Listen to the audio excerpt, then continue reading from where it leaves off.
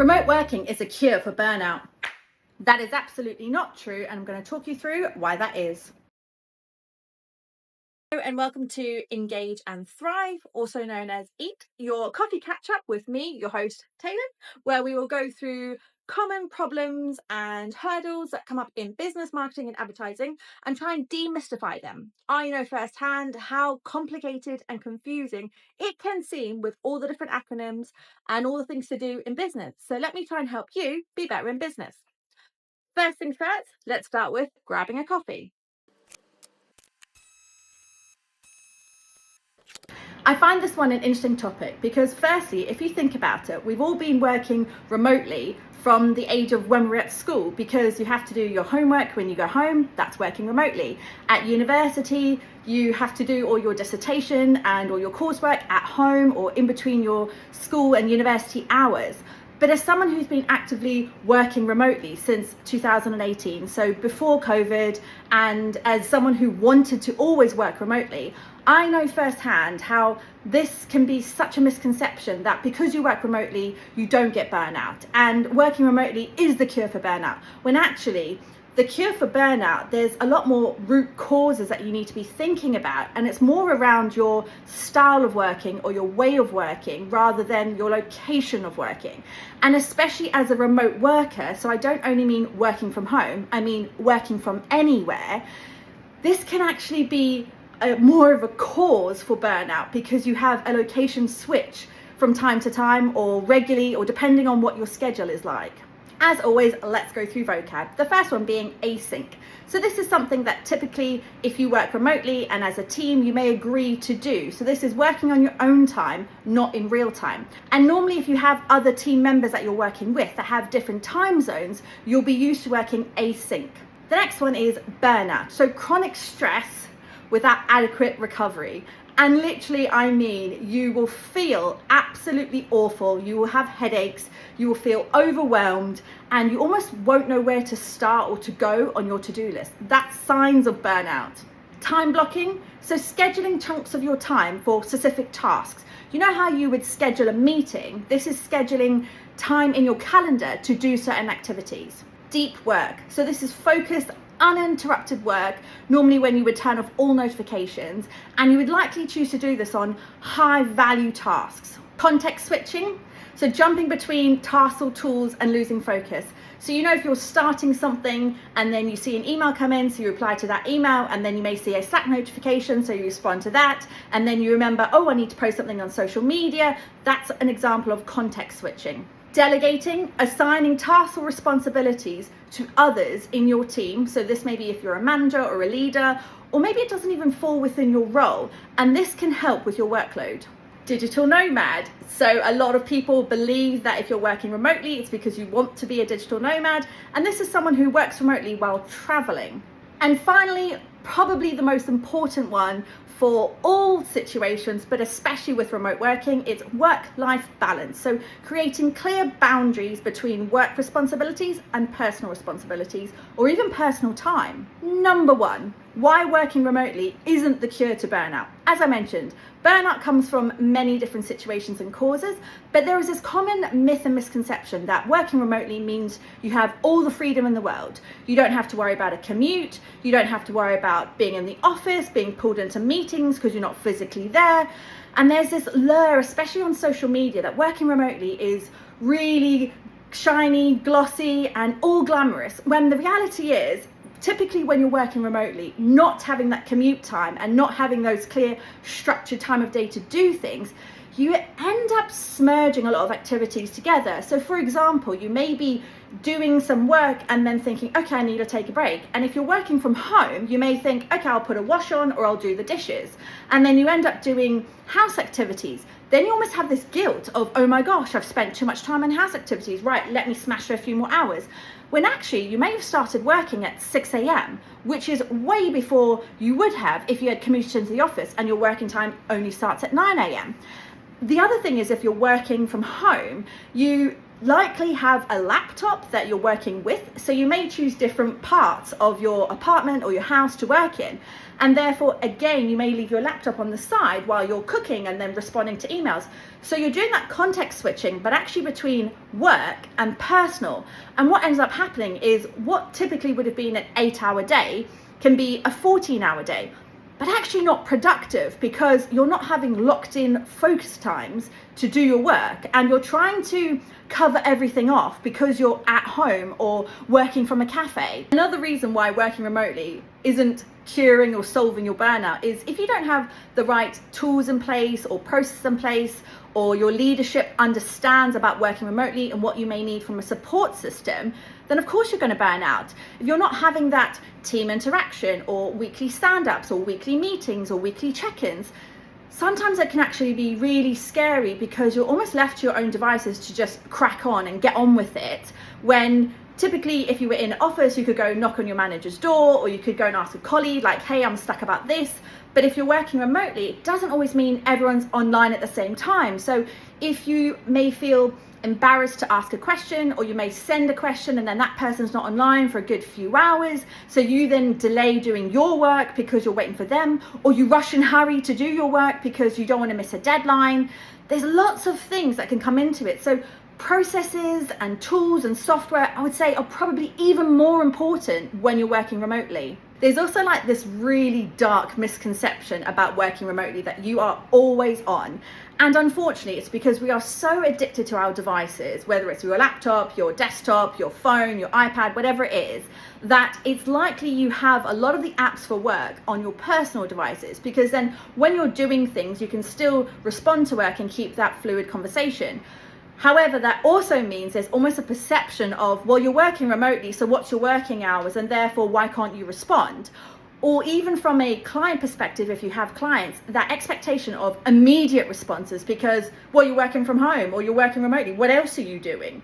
Which nicely leads into number 2, how to reduce burnout when working remotely. So the first thing I would say is establish your boundaries. And I mean physically, mentally, and everything else in between. So this is from with your team or your clients or anyone that you interact with, establishing your working times that you will be available, and even your response time. So typically, are you going to be responding to them within 30 minutes? Don't set that expectation. Do you have a service agreement with your clients or with your team that you need to respond within 2 hours or within 4 hours? Or if you're working for a company remotely, it may be that you have to be online at certain times of the day, because as a team, you'll all be online together. Again, this is going back to that vocab around async. So this very much depends on, as a business, what are your ways of working? Then physically establishing those boundaries. And I mean, this is going to be so hard, but you need to create those spaces. So again, as someone through lived experience, and I would say probably spends more time with her laptop than sometimes my loved ones, it's establishing what is your working space. So if your space is quite small and you don't have the privilege of having an office as a dedicated working space, then create that space. If you're going to be working in the lounge and you're going to be working from the sofa, make sure you get yourself a standing desk or a lap tray that you can work on. And when you're working from the lounge, don't put on Netflix and a movie to do your work, because then it crosses that boundary, firstly from a focus perspective, and secondly from when you want to relax. It's almost like you feel like you need to have your laptop with you. If you need background noise, then suggestions are putting on a news channel or dedicating a playlist that you may have on Spotify or a radio, so you have that interaction of noise in the background. If you're someone that struggles with working remotely and staying focused, self-motivating, then think about options like co-working spaces, or is there someone locally to you that you could go and work with? They may not work in the same company as you, but if you're both working, it's almost like an accountability partner. So you know that then you're both going to be working and have your deep focus hours, and you'll take a break after an hour or an hour and a half, and you'll get a coffee or you'll go for lunch or do something. Another thing to think about is creating yourself a routine. So again, this very much depends whether you're working remotely, working from anywhere, or doing a more digital nomad lifestyle, how and what this routine would look like. I would also say to consider is, what is your best time of day for working? I think this is one of the advantages of working remotely, and if possible, try and utilize this. So understand, when is your best time of day where you're the most productive? So for example, for me, I am the most productive first thing in the morning. By the time it hits the afternoon slump after lunch, so post 12 p.m, I'm not productive to do deep focus work. So I will make sure that I don't have any hardcore tasks to do in the afternoon. And typically this is when I can get a lot of energy from having meetings, because then I have that boost of interaction, of human connection. But I know that my morning times is when I need to block off, deep focus. In the mornings before I even start work, I either want to do a workout or have a coffee with myself and do my to-do list, and then I want to get to it and I want to power on. So I make sure that I actually turn off a lot of notifications in the morning so I can focus. And then as I start coming out of those focus modes and know that my energy is almost like slumping a little bit, I want the notifications, I want the distractions, because I want to have a variety of tasks to do. I want to do a bit of context switching. And obviously something I mentioned as a downside which can cause burnout is understanding and having the right tools and processes in place.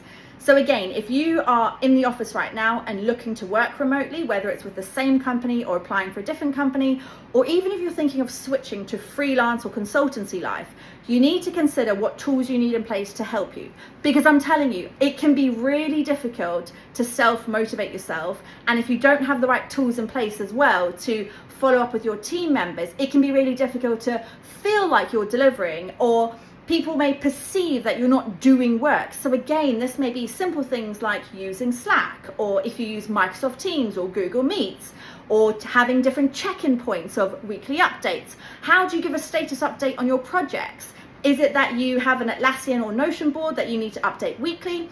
And if you don't have any of these, then I would suggest to propose them. Again, if you're a freelancer or a consultant and you're getting new clients, I would suggest to have that as check-in points. Again, from a client perspective, they know where they're at with your project, you know the tasks and deliverables you need to be working towards, and all expectations are managed. I think expectations actually is probably one of the biggest things and downside, or again, another like misconception that comes with working remotely. It's everyone understanding those expectations of availability and delivering. Also, as part of your schedule, make sure you block out time for yourself. And I know this sounds so strange, but make sure you go and do that yoga class. Make sure you do walk the dog. Make sure you have some time allocated for yourself as away from the laptop, away from the desktop, and off your screen. So even if you are going to go walk your dog, maybe switch off your notifications and just enjoy that moment with walking your dog. Or if you have a cat, go and play with the cat, bounce the ball around, and just give yourself that time. Go and have that coffee break, exactly like you would have done in the office, standing by the water cooler or catching up with a colleague. Schedule in catch-ups and FaceTimes with loved ones and family members. Make sure you have that time for yourself. You need that recovery time, which again, also think about your end of day kind of wind down. What does that look like? How do you make sure that you're wrapping up your day? Are you setting your to-do list and tasks for tomorrow? And then are you physically putting your laptop away? So again, this very much depends. If you have an office, that's fine. You can put it in your office, close that door, and that's done. But if you don't have the ability to have an office working from home, then put your laptop in charge and think about a dedicated drawer or cupboard where you could actually slot it in. So again, this is a physical boundary. Then when you're having your personal time, you're physically going and removing your laptop and actively then logging back onto work to see something. And then depending on what phone you use, you can also have different focus modes. So I covered off in a blog about focus modes. Focus modes for me are probably one of the best things that Apple did with iOS software. So certain times of the day, certain focus modes will flip. And when focus modes are enabled, it stops notifications from certain apps and even from certain people. So if you're in your personal focus mode, you will only get notifications, as an example, from certain people you've put as your favorites. So as a wrap up, remote working doesn't fix burnout. Burnout stems from misalignment and other core issues around work. It's not a geographical thing. However, geography and location of where you are working can impact your burnout. So just remember to set yourself those boundaries and think about your tools and processes that you need as a remote worker. Because at the end of the day, we're actively choosing to work remotely to have that flexibility and to have more freedom. But don't believe everything you see online on social media about how glamorous remote working is. This is something you need to craft to work for you. Thank you for joining me for another episode of Engage and Thrive with your host Taelon, and see you next week.